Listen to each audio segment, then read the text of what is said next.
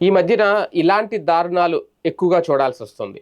Mobile పిచ్చి పట్టి ఒక రకంగా సెల్ ఫోన్లోనే జీవితం గడిపేస్తున్న చిన్నారులు వాళ్ళు క్రిమినల్స్‌లా మారిపోతున్నారు.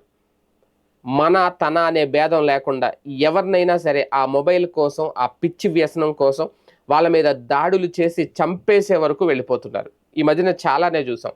అయితే పక్క రాష్ట్రాల్లో ఎక్కువ జరిగినాయి. ఇప్పుడు అది మన రాష్ట్రాలకు కూడా వచ్చేసింది. ఆ జబ్బు, ఆ జాడ్యం.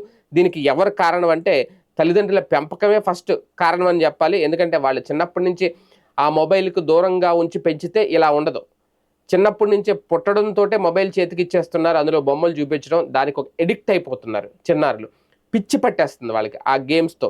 చివరికి తల్లిదండ్రుల మీద కూడా దాడి చేస్తున్నారు. వాళ్ళ జీవితాన్ని చేజేతులారా నాశనం చేసుకుంటున్నారు. తాజాగా ఇది ఎక్కడో కాదు, ఆంధ్రప్రదేశ్‌లోనే జరిగింది. పైగా గోదావరి జిల్లాలో ఏలూరులో జరిగింది ఇది.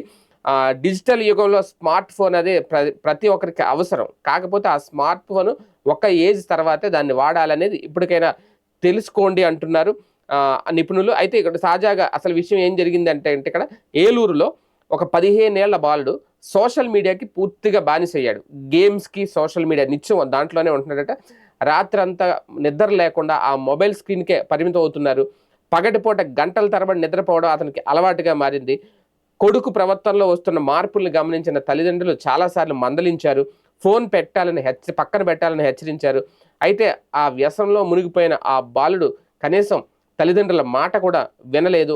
వినకపోగా వాళ్ళ మీద ఎదురు తిరగడం, చివరికి వాళ్ళ మీద దాడులు చేయడం కూడా మొదలుపెట్టాడు. అంటే ఏదుంటే అది విసిరేయడం, వాళ్ళని కొట్టడం, చేత్తో పిడిగుద్దులు గుద్దడం ఇవన్నీ మొదలుపెట్టాడంట. అంటే భౌతిక దాడికి మొదలుపెట్టాడు. దీంతో కొడుకు ప్రవర్తనకు సంబంధించి ఇంకా అదుపు తప్పిపోతుంది. ఇప్పటికే చాలా చోట చూస్తున్నారు. మర్డర్‌లు కూడా చేసేస్తున్నారు పిల్లలు. మొన్న అక్కని, తండ్రిని చంపేశాడు ఒక బాలుడు ఇలాగే.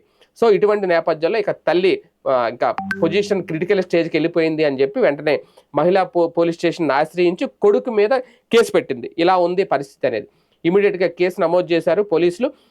అతన్ని డి అడిక్షన్ సెంటర్‌కి తరలించారు. ప్రస్తుతం చికిత్స అయితే అందిస్తున్నారు ఏలూరులోనే ప్రభుత్వ ఆసుపత్రిలో. అయితే ఇదంతా ఓకే. కేసు పెట్టడం, డి అడిక్షన్ సెంటర్‌కి తీసుకెళ్ళి అతనికి కౌన్సిలింగ్ ఇవ్వడం ఇవన్నీ. అది పక్కన పెడితే అసలు తల్లిదండ్రులు ఇప్పుడు ఈ స్థాయికి వచ్చిన తర్వాత మేలుకోవడం కాదు. ముందే మేలుకోవాలి. అతన్ని ముందే కోలుకునేలా చేయాలి ఆ వ్యసనం నుంచి. భోజనం చేయలేదంటే చిన్నారులు ఆకలి వెయ్యాలి అంటే ఫోన్ ఇచ్చేస్తే భోజనం చేసేస్తాడు. ఆ ఫోన్ బొమ్మలు చూసుకుంటూ వాడు ఏం పెట్టినా తినేస్తాడు. అందుకని ఆ ఫోన్ ఇచ్చేస్తే అయిపోతది. ఇంతకుముందు పాటలు పాడేవారు. చందమామ రావే, జాబిలు రావాలని ఆకాశాన్ని చూపించారు. లేదంటే చందమామ కథలు చెప్పేవారు. ఇప్పుడు కూడా తల్లిదండ్రులకు అంత తీరిక లేదు. అందుకని ఒక ఫోన్ ఇచ్చేస్తే అయిపోద్ది. పుట్టిన పిల్లోడికి పుట్టిన వెంటనే ఫోన్లు కూడా కొంటున్నారు చాలామంది తల్లిదండ్రులు. అంటే పుట్టిన వెంటనే వాడి జీవితం పతనం అవ్వడానికి పునాది వేసేస్తున్నారు సెల్ ఫోన్ అనే దాంతో. ముందు దాని నుంచి తల్లిదండ్రులు బయటికి రావాలి. చాలామంది నిపుణులు కూడా అదే చెప్తున్నారు. అంతేకాదు ఒక రకంగా జాగ్రత్తగా వాడుకుంటే అది చాలా ఉపయోగపడదు. కరోనా సమయంలో చూడండి చాలామంది ఆన్‌లైన్ క్లాసులు నిర్వహించారు ఆ ఫోన్ల ద్వారా. ఓకే. దాని ద్వారా వాళ్ళు ఎంత చదువుకుని బాగుపడ్డారా? లేదంటే స్కూల్ ఫీజులు కట్టడం కోసం వాళ్ళు ఆన్‌లైన్ క్లాసులు పెట్టారా అనేది ఒకటి. అది పక్కన పెట్టేద్దాం. కాకపోతే ఆ ఆన్‌లైను అనే ఒక వంకతో ఎప్పుడు ఒక ఫోన్ అనేది ఆ పిల్లోడికి కొనిచ్చేయడం అనేది తల్లిదండ్రులకి అలవాటయిపోయింది ఇప్పుడు. దాంతో చివరికి వాళ్ళు అర్ధరాత్రి వరకు ఫోన్లు చూడడం, నిద్ర పట్టక ఇబ్బందులు పడడం, అదొక వ్యసనంగా మారిపోవడం, చివరికి ఆరోగ్యం పాడు చేసుకోవడంతో పాటు క్రిమినల్స్‌లా మారిపోవడం. ఇది జరుగుతోంది.